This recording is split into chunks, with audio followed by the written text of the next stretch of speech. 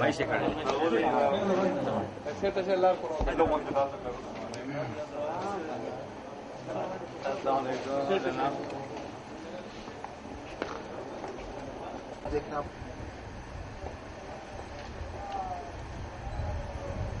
هغه رسیدلې دي دوی ویلار دي خای څه حیدر خان ورته انتظار وکړو نه راپښو نه دی راپښو نه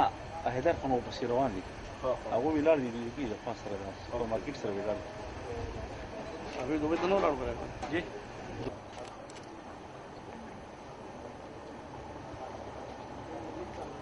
زه په دې خو ګورم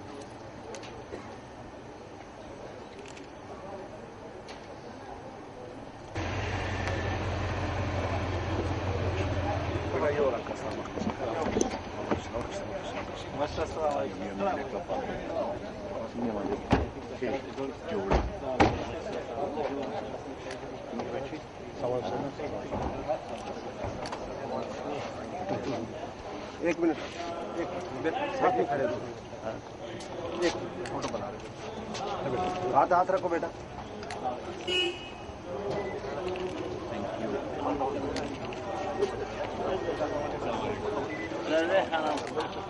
कल मशहूर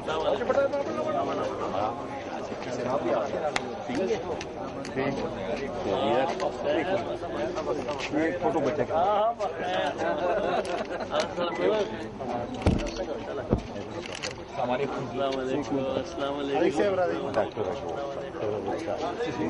छोटे बेटा देखो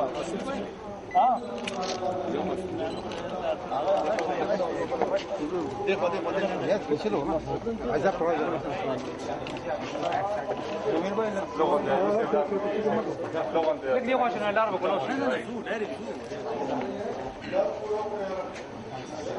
आगे नहीं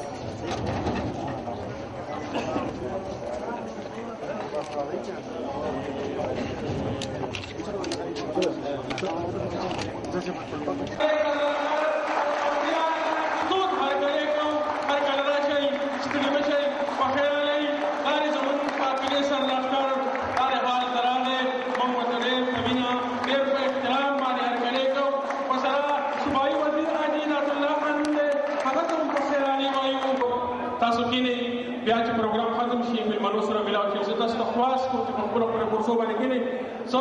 द प्रोग्राम बाकायदा शुरू कोमा तासो टूल मर्गे पखपल फलजा बने के नहीं हाल के स्टडी मशीवम बखैरा लई हर कदरा शई او تاسو ټول طرفه د پښتونخوا زمونږ راغلي ملمنو ته د عوامي نشل پارټۍ یوې طرفه تاسو ټول پښتنو طرفه او دوی ټول پښتنو طرفه ته فخیراله او مسلمان شي هر کله راشي فخیراله څنګه تاسو ته پته را دانن نه غونډه زمونږ د باباګانو د کلیجه په سلسله کې مونږ کړی را د پښتونخوا او زمونږ د پښتنو د قافلې سر لخر هغه اسفندیار خان او د خیبر پښتونخوا مشر وزیر هغه میر حیدر خان موتی صاحب او زمون صوبایي وزیر اجیرات الله خان صاحب راغلي دي زه ته بخیراله وم د دې پروګرام باقاعده کاروای شروع کوم د ټول ناول ز سټیج ته د عوامي نشل پارټۍ شاتی څنګه جنرال سیکرټري زرین زاده یوسف زای له بلنه ورکوم چې راشي موږ سره په سټیج کې دي زرین زاده یوسف زای د دې پس د عوامي نشل پارټۍ دوبای څنګه ورکوم چې راشي موږ سره په سټیج باندې تدین پسو داوامی باندې خپل غفار لرا تدین پسو داوامی نشل پټه الین څنګه صدر خاغلی ملک رحمان بنگس سے خبر ورکو چاشي او موږ په سټیج باندې کې ملک سے خبر ورکو تدین پسو د پښتونخوا زمون راغله فوق او ګران ملما صوبایي وزیر اجیرات الله خان له بلنه ورکو چاشي او موږ په سټیج باندې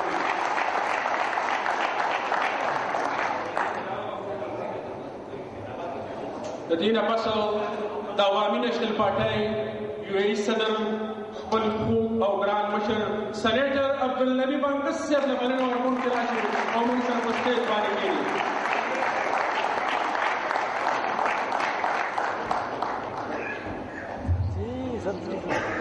د دینه پسو د صوبه خیبر پښتونخوا مشر وزیر خپل خوږ او ګران ملګری چې مستقبل ورته سترګې په لار دی ښاغلي میر حیدر خان موتی صاحب ته بلنه ورکوم چې راشي او موږ سره کښېني په سټیج باندې. میر حیدر خان موتی صاحب.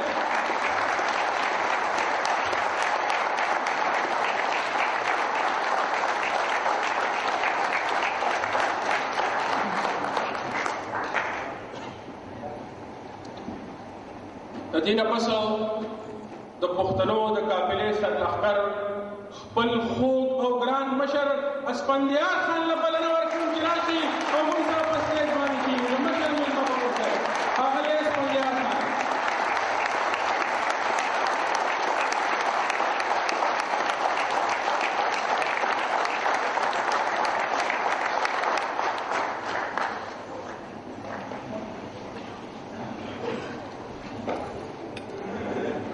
اوس د دې غونډې د باقاعده پرانیستې لپاره د تلاوت کلام پاک لپاره مولانا محمد عیسی صاحب ته بلنه ورکوم چې راشي او د تلاوت کلام پاک نه د دې درنې او تاریخي غونډې باقاعده آغاز وکړي. مولانا محمد عیسی صاحب.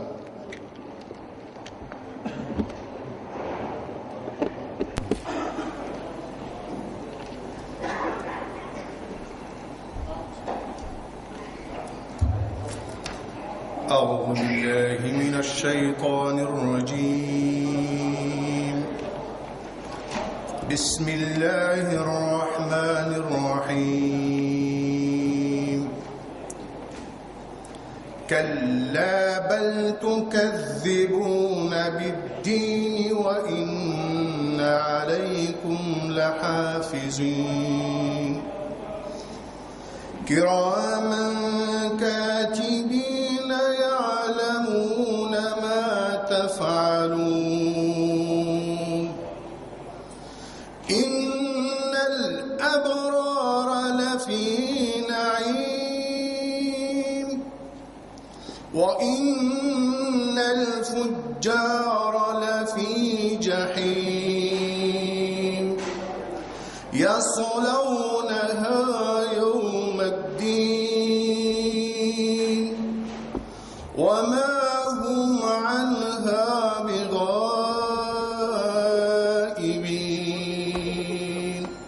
صدق الله. د تلاوت کلام پاک نه پس شاعر مرګري د ابوزبین راغلي سراج الدین سیبلا پدې ټپه باندې مایک ته دراتلو بلنه ورکوم چې مالا مدا ازادي بستا مالا مدا ازادي بستا چې زه غلام د باچا خان د فکر یم. سراج الدین سیبلا بلنه ورکوم چې راشي او موږ په خپل کلام باندې ماتو.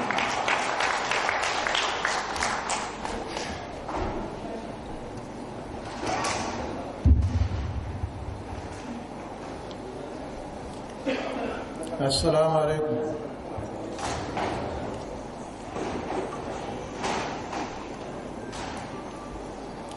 تا په پوښتنو کې د یووالي جذبه زیاته کړه، تا د پیرنګیانو د غرور پیمانه ماته کړه. تا په پوښتنو کې د یووالي جذبه زیاته کړه، تا د پیرنګیانو د غرور پیمانه ماته کړه. تو هغه ظلمې وې چې پیرنګ بدر ناسم کاوه، تا د پښتونخوا په پښتنو باندې ډېر ننګ کاوه. تا بدر چا سره د دې دپاره جنګ کاوه، اصل نه بادشاه وې مګر خوی دې د ملنګ کاوه. نو وقف زندګي دې خپله ټوله پښتونخوا ته کړه،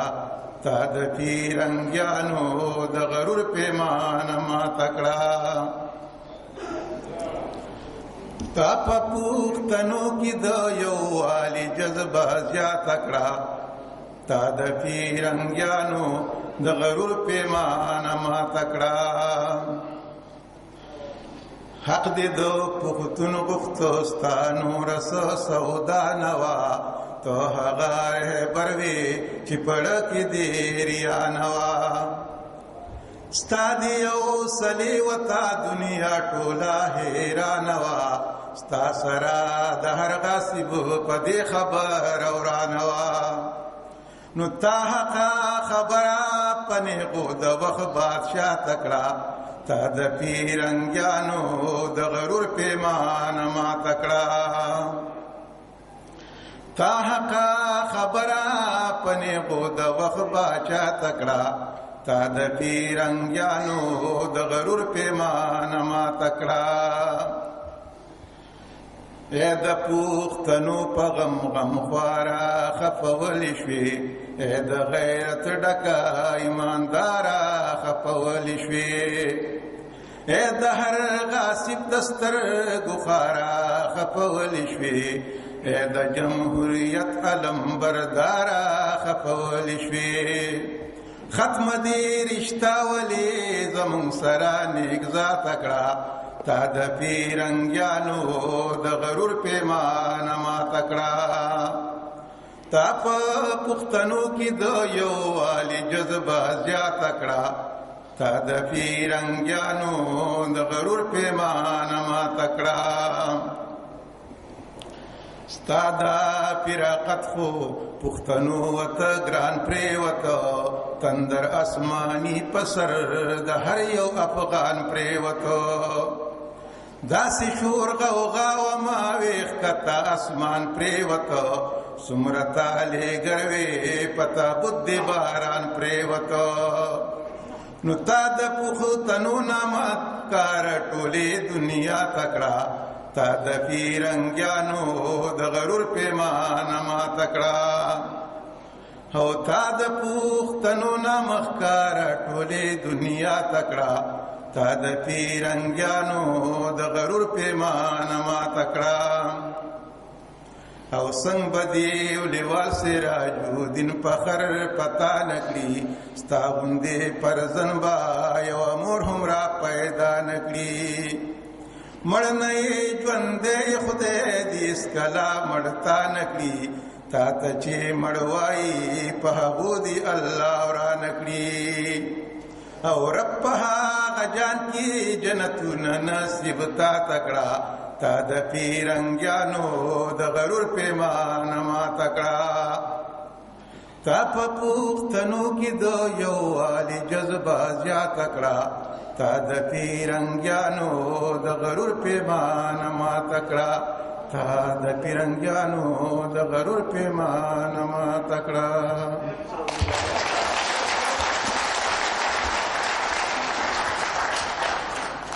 مقابله دا تسلیو توپانونو سره مشال ببلوړم پلاس کې د بادونو سره او سلور ټوټې دي شي اته دي شي اشپاړس دي شي دغه یو سر د جنگوم به د غرونو سره مرګرو د دینه پسو د عوامي نېشنل پارټي یو ای جنرال سیکریټري خپل خوګ او ګران مشر پل غفار لاله بلن اور کوم چراشي او خپل وینا وروي خغله پل غفار لاله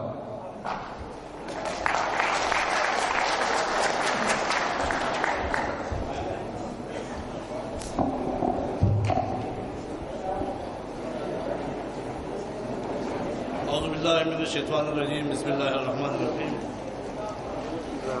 زه د عوامي نېشنل پارټي یو ای صدر او زموږ د دې غونډې صدر جناب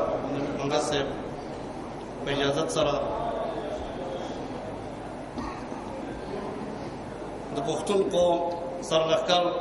او د عوامي نېشنل پارټي مرکزی صدر د پاکستان د قومي اسمبلی د خارجه امور د کمیټې چیرمن ښاغلي اسفندیار ولی خان صاحب ته د صوبه پښتونخوا زلمی او ویخ وزیر اعلی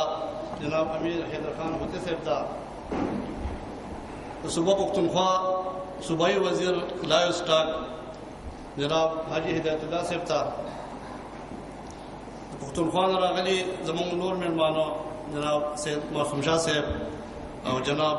عابد خان صاحب ته زموږ د پریس او د ټي وي چینل کوم دوستان مرګري دلته راغلي دي هغو ټولو ته او د وی د ګډ ګډ نه راغلي زما ډیرو عزتمندو پښتنو تاسو ټولو ته د زړه د کومې نه هرکلی وایم په خیر راغلی هر کله راشئ. ملګرو تاسو ته معلومه ده چې د بابا کلیزه موږ هر کال ډیر په باقاعدګۍ سره مانځو.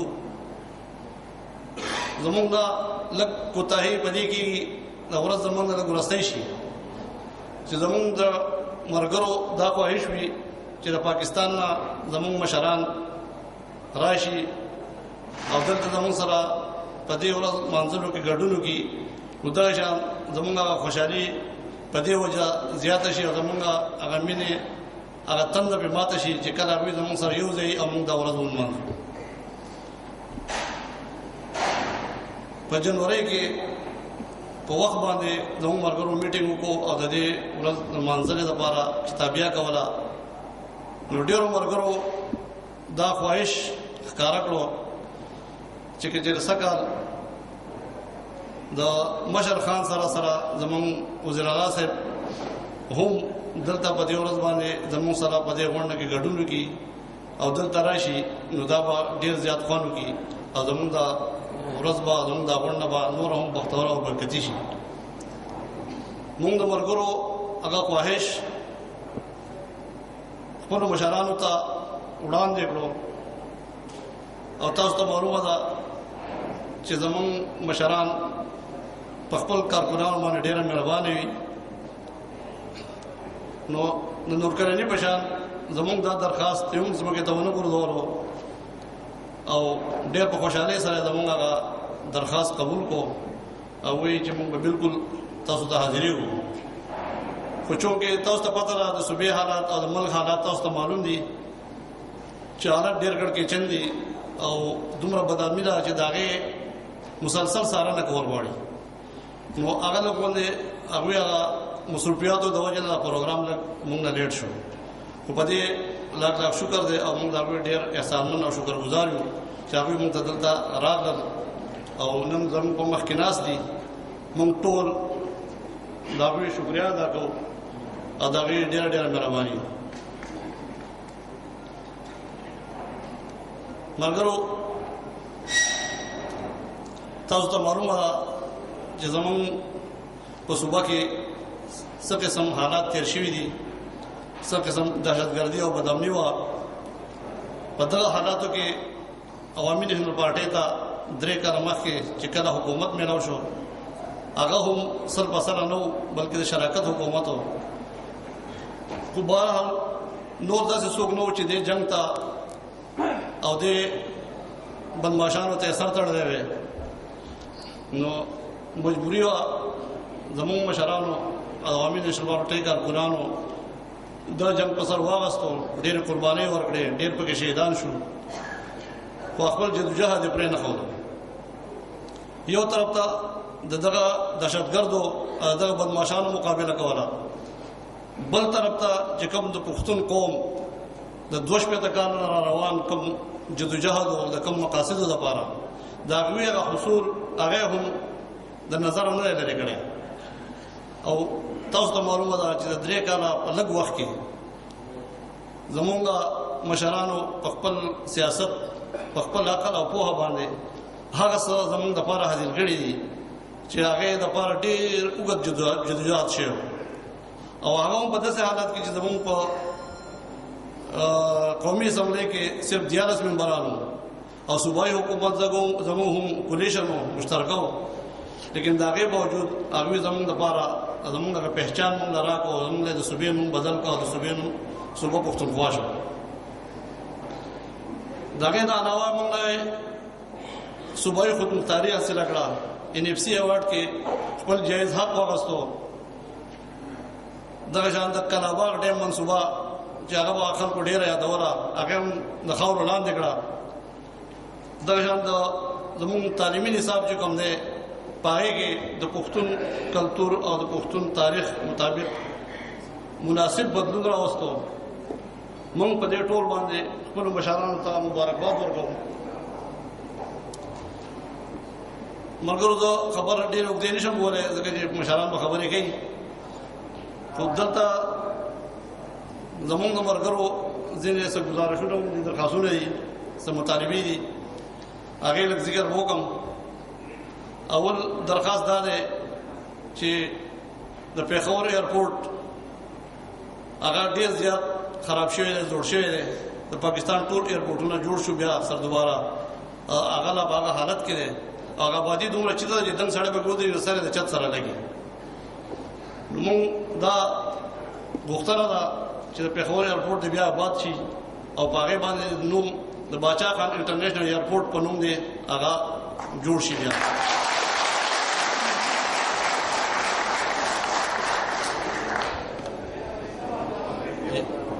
د دې نه علاوه کوم د صوبې جرنیلي سړکونه دي او سرکاري آبادۍ دي، د هغوی نومونه جو د پښتون قوم کوم مشران دي او د پښتون قوم قومي هیروز دي، د هغو نومونه دې پکې ایښودی شي. درېیمه مطالبه دا ده چې زمونږ د صوبې یو ډېره ګټه اساسه چې د هغه د ځنګلاتو ده، او زمونږ ځنګلونه په تېر حکومت کې هم، بیا د طالبانو په وخت کې هم او موجوده وخت کې هم ډېر په بې دردۍ سره کټ کېږي، او د هغې په ماحولیاتو باندې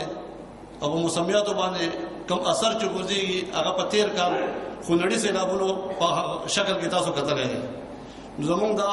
درخواست دی چې د هغې مخنیوی دې وشي. بل یې مونږ عرض دا دی چې ستاسو په جدوجہد سره صوبایي خودمختاري تاسو حاصله کړه. اوس مونږ غواړو چې دغه صوبایي خودمختاري چې دا هغه د هغې دپاره د صوبایي خودکفالت هم ډېر غټ ضرورت دی. نو که چېرې تاسو د لنډې او د اوږدې مودې داسې منصوبې جوړې کړئ چې مونږ پکې صوبه پکې خودکفیله شي او د خلکو هغه تکالیف کم شي. د دې لپاره که تاسو د خلکو نه هم قرباني غواړئ، انشاءالله هغه به درکوئ. مونږ هم بهر اوسېدونکي خلک یو، مونږ هم دې ته تیار یو. که چېرې تاسو وختي طور ټیکس لګول غواړئ یا بل څه داسې طریقه ونه جوړول غواړئ، خصوصي طور د ملک نه بهر ډېر زیات پښتانه دي، یورپ کې، ایشیا کې او په جي سي سي کنټریز کې او فار ایسټ کې، هر ځای په زرګونو پښتانه دي. هغه ټول مونږ انشاءالله دې ته تیار یو چې به مونږ باندې څه قسم بوج دی، مونږ به خپله حصه ادا کوو.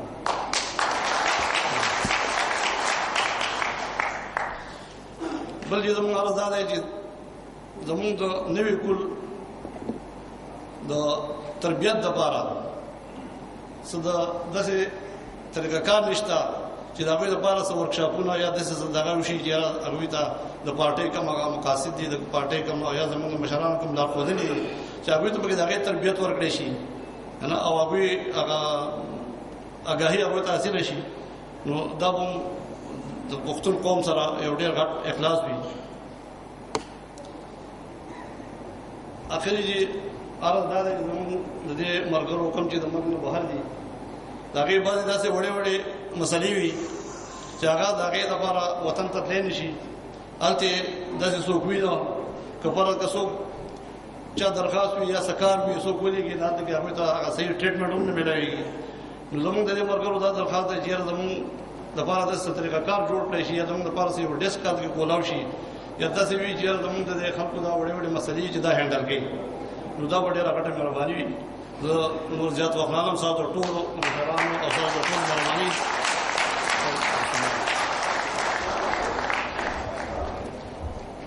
دا ولې غفار صاحب چې مشرانو ته یو څو مطالبې وړاندې کړي. د دې نه پس چې زه بل شاعر ملګری راغواړم، دا یو دوه شعر ویم چې مغول نه یم چې د زخم ته به جاړم،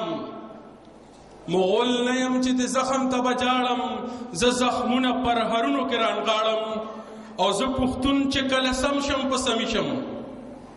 زه پښتون چې کله سم شم په سمي شم، د زرې زرې حساب به دنه غواړم. په دې شعرونو باندې حسن اپریدي له بلنه ورکوم چې راشي او موږ په خپل کلام باندې نمانځي. حسن اپریدي هالینډ نه راغلی ملګري.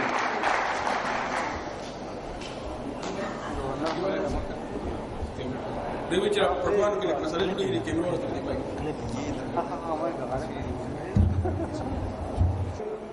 چې نن موقع ده چې په تپوس مې کته راغلی درته نور به شرمنده شم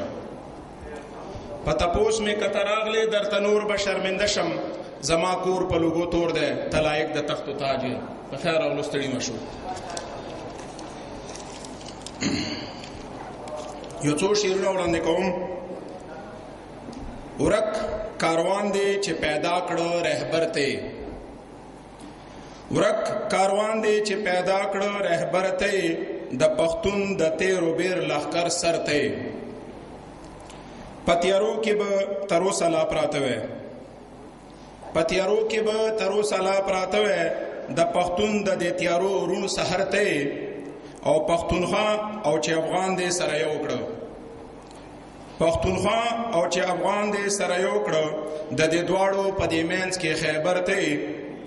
او لکه طفل دې په ګوتا ځای له بوتله لکه طفل دې په ګوتا ځای له بوتله د حسن غوندې ړندوله نظر ته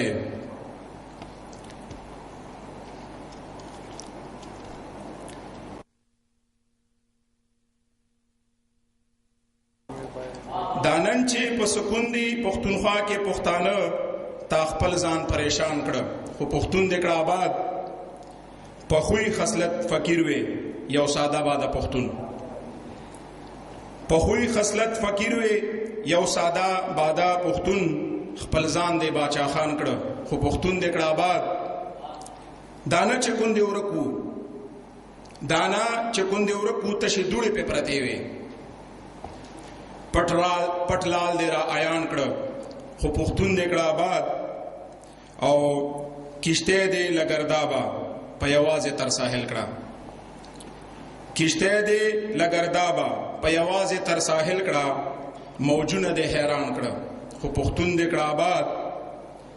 کرل تخم تاچو زرغون شبابا جانا کرل تخم تاچو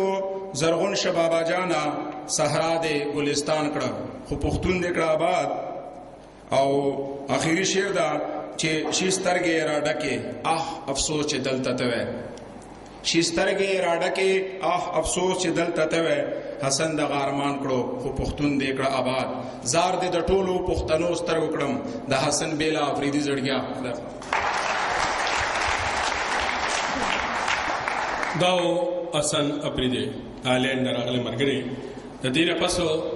د عوامي نېشنل پارټي متحده عرب امارات صدر سېنیټر عبدالنبی بانګس څوک چې د پروګرام صدر هم دی د دې درون او تاریخي پروګرام صدارت هم کوي اغله بلنه ورکوما اغله په دې شعرونو باندې ما اقتداراتو بلنه ورکوم چې پټوټکو رانه د مینې پیریان نزي پټوټکو رانه د مینې پیریان نزي ما بوجني شیخ دومره آسان نزي او د جنت په وری پرې نه درې دوانه